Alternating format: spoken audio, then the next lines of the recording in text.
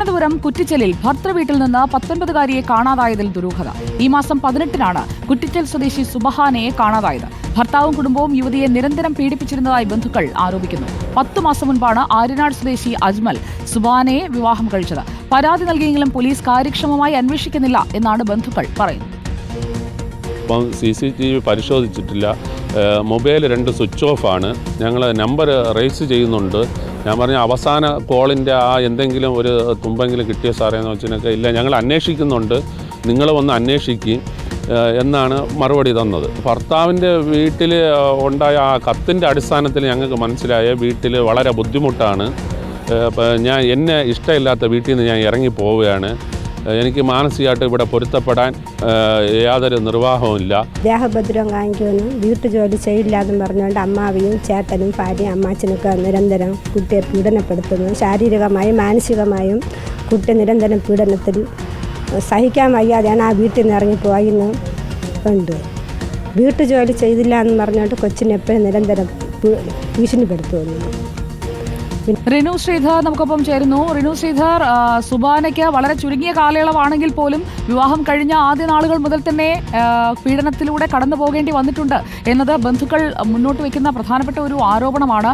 സുബാനയ്ക്ക് എന്ത് സംഭവിച്ചുവെന്നാണ് അവർ കരുതുന്നത്? ഈ ഭർത്താവിനോ അല്ലെങ്കിൽ ഭർത്തൃ വീട്ടുകാർക്കോ ഈ കാര്യങ്ങളിലൊക്കെ പല കാര്യങ്ങളും മറച്ചു വെക്കുന്നതായുള്ളൊരു സംശയമുണ്ടോ? നമുക്ക് അന്വേഷിക്കുമ്പോൾ എന്താണ് മനസ്സിലാകുന്നത് റിനു?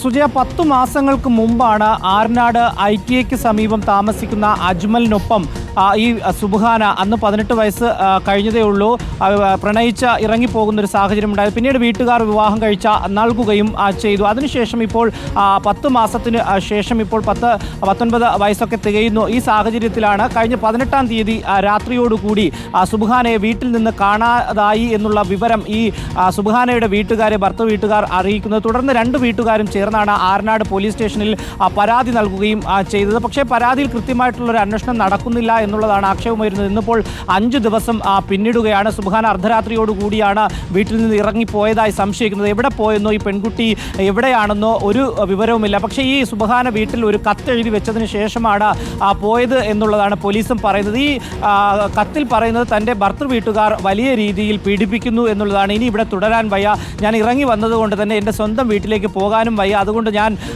എവിടെയെങ്കിലും പോകുന്നു എന്നുള്ള ഒരു സൂചനയാണ് ആ കത്തിൽ നൽകുന്നത് എന്നുള്ളതാണ്. പക്ഷേ നിലവിൽ പോലീസ് ഈ ഭർത്താവിനെ കസ്റ്റഡിയിലെടുക്കുവാനോ വിശദമായിട്ടുള്ള ചോദ്യം ചെയ്യാനോ ഒന്നും തന്നെ തയ്യാറായിട്ടില്ല എന്നുള്ളതാണ് ഈ സുബ്ഹാനയുടെ വീട്ടുകാർ ആരോപിക്കുന്നത്. നിലവിൽ ഈ സുബ്ഹാന എവിടെയാണെന്ന് ഈ 5 ദിവസമായി അന്വേഷിക്കുന്ന പോലീസിനും ഒരു തുമ്പുമില്ല. CCTVയോ അല്ലെങ്കിൽ ഈ ഫോണിൻ്റെ അവസാന കോള് ഏത് ടവർ ലൊക്കേഷനാണെന്നോ കണ്ടെത്തുവാൻ വേണ്ടി പോലീസിന് കഴിഞ്ഞിട്ടില്ല. പോലീസുമായി നമ്മൾ സംസാരിക്കുമ്പോഴും അന്വേഷിക്കുന്നുണ്ട് എന്നുള്ളൊരു മറുപടിയാണ് ആര്യനാട് പോലീസും പറയുന്നത്.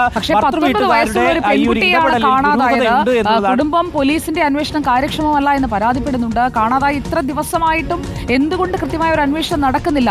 ഭർത്തൃ വീട്ടുകാർക്ക് സുബാനയെ കാണാതായതിൽ പരാതിയൊന്നുമില്ലേ? പോലീസിൽ അങ്ങനെ പരാതികളൊന്നും നൽകിയിട്ടില്ലേ?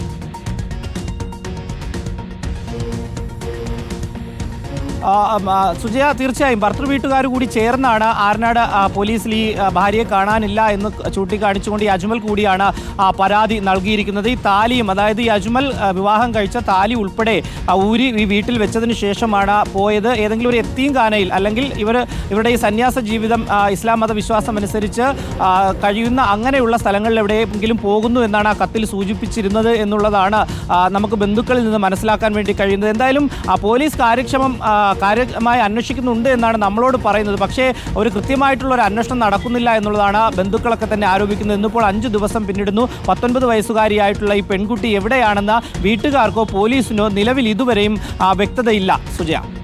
ഓക്കെ, റിനു ശ്രീധറാണ് വിവരങ്ങളുമായി നമുക്കൊപ്പം ചേർന്നത്.